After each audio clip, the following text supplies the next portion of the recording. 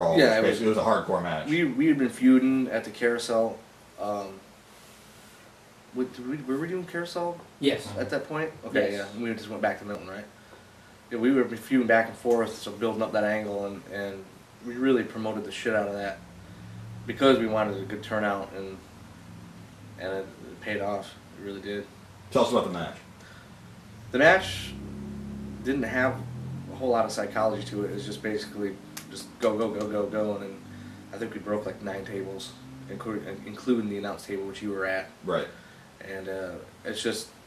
Wasn't the that table nailed together? It was nailed together, so somebody could have died. It's a shame. I'm just kidding. You went through 4 or 5? I went through I went through my first table, and I went through the first table of the match. Iceberg gave me a overhead gimmick, head and arm suplex. Yeah, and how did that feel? I didn't know what to expect because I've never been through a table before. Were you scared? I don't think I was. I don't think I was because it was just I was. Did you have a lot of adrenaline at that point? Yeah, I was psyched up, and it was the crowd was just on their feet from the beginning, and it was just awesome. So when it happened, it didn't hurt, So I was just hoping it was going to break and I wouldn't bounce and land on my head. Right. You also people talk about the amount of tables that were in that match. The other thing that people talk about is the amount of blood that was oozing out of your head. It was completely caked on. It was kind of disgusting. Did that scare you at all? No, it was all fake.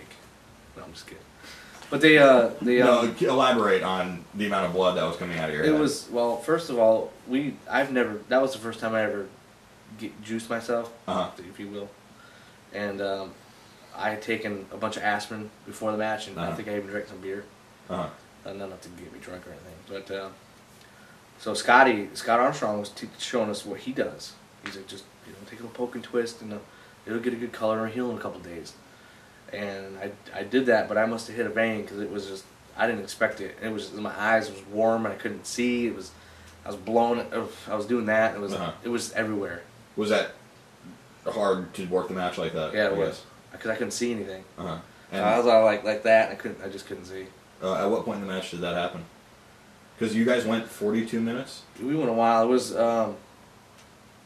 Nick. I picked up a chair. No, Nick picked up a chair. Vortex did it. No, I picked it and threw it at him. No, it was the other way around. I can't remember how that went. It was the Van Dam spot, wasn't it? Yeah, he threw it at me and I caught it and he spun. He kicked it and hit me in the face, and that's when I. So that's where you got color. Yeah. So do you remember that was pretty early then? It was about halfway through. Okay, so you did the rest of the match, blown up, out of breath, bruised. You had already gone through a few tables, and you had blood in every hole in your face. Yeah. Okay. Yeah, I could basically only see the whites of my eyes and my teeth when I smiled. Right. That building, Santa Rosa County Auditorium, had seen a lot of shows. PWA sold it out. The headliner was Daniel Rowan against Cyrus in a cage, actually.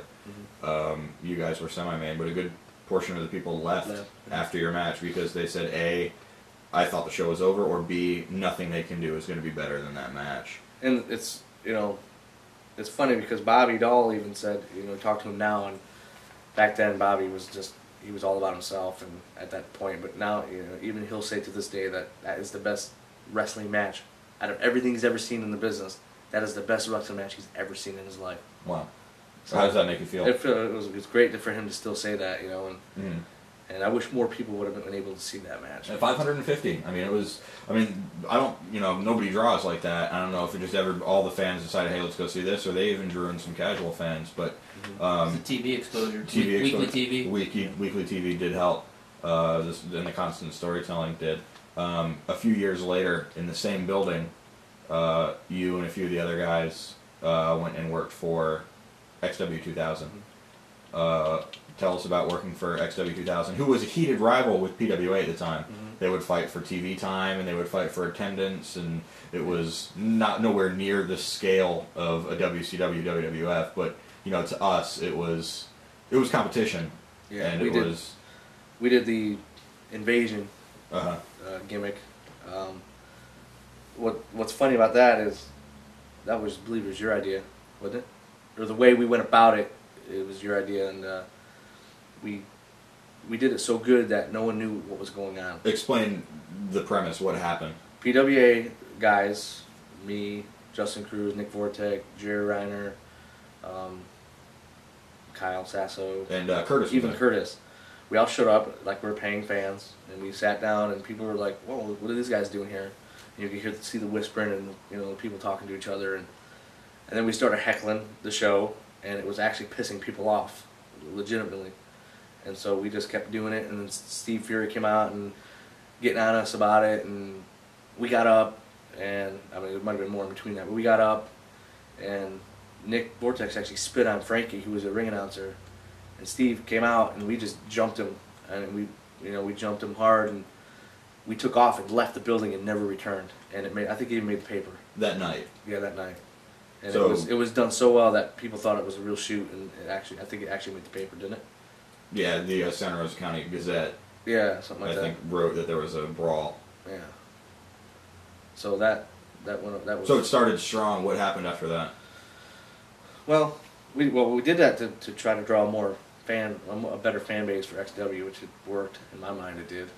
And what do you think the house was when the invasion, the very first night before anybody was advertised? 75 maybe. What would you say the next show?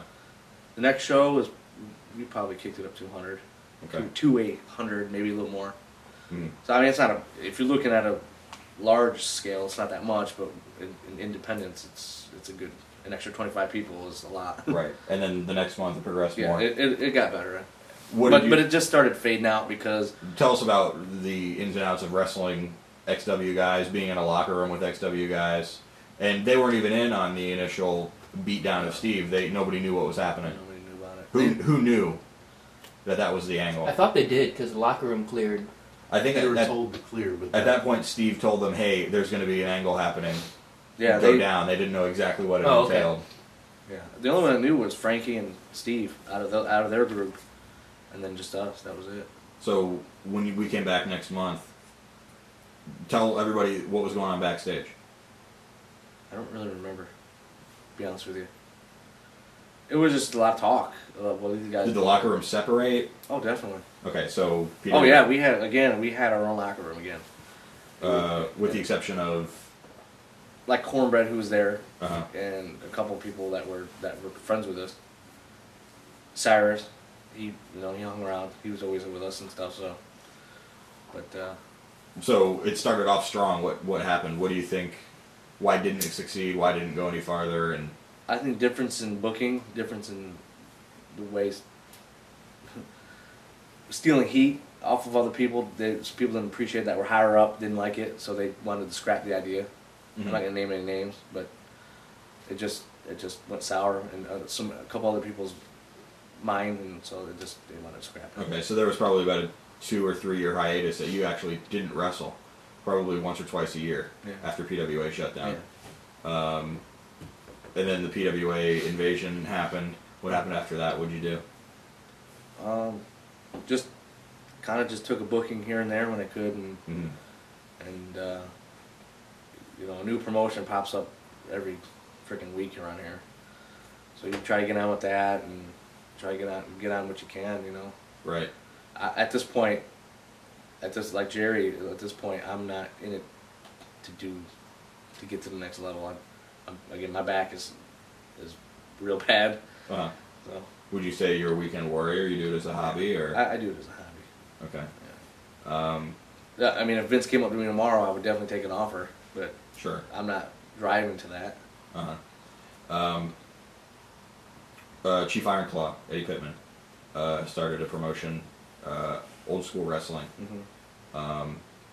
What are your thoughts on that? They originally brought you in. There was a tournament to crown their first heavyweight champ. Yeah, tell us about that. Tell us what happened when you showed up to the show. Well, what you were told. I called him. Well, I talked to him before the show. It was like a couple weeks before the show, and